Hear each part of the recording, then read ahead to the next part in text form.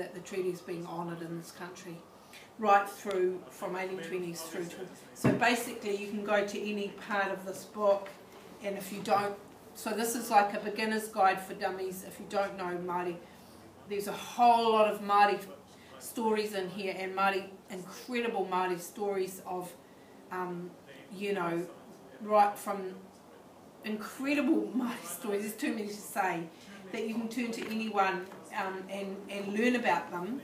It's got information about them and then activities to do on them if you want to do them, that people can study about. So it shows that Māori have been agentic sort of in this country since encounter. Now, so that is the six booklet overview, if you like. And so the 6 parts to it are really important, I think, because they you've got to have all those parts. You can't just study. You can't just study the treaty by itself. If you study the treaty but you don't understand a Māori worldview about the land and how Māori people don't own land, and yet Pākehā people do own land. They think you can own land, and that neither of those is right or wrong, but they are really different. And so you've got to have both of those understandings before you can understand the agreement that was signed to, and then what happened afterwards in this country.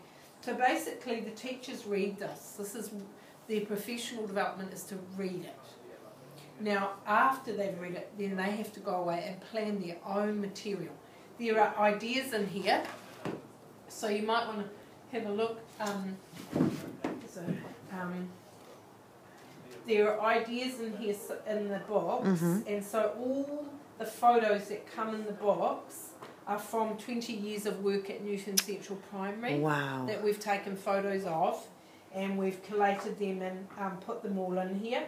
So it doesn't tell the teachers what to teach, but it tells them possibilities. So it gives them, and you know, there are, you know, really basic things to really radical things, and so teachers can work out what they're comfortable with, and what in their school works out what they're, as a school, how they plan, how they will teach this material. Now, ultimately, what you're ending up with, firstly, is an educators community.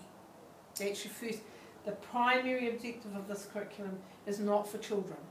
It's actually for staff. It's for the adults. Once you've educated the staff, then they can filter that information, that new information, and that decolonised curriculum down into their own teaching, however they... so for example, at Newton now, they do one book a year. So they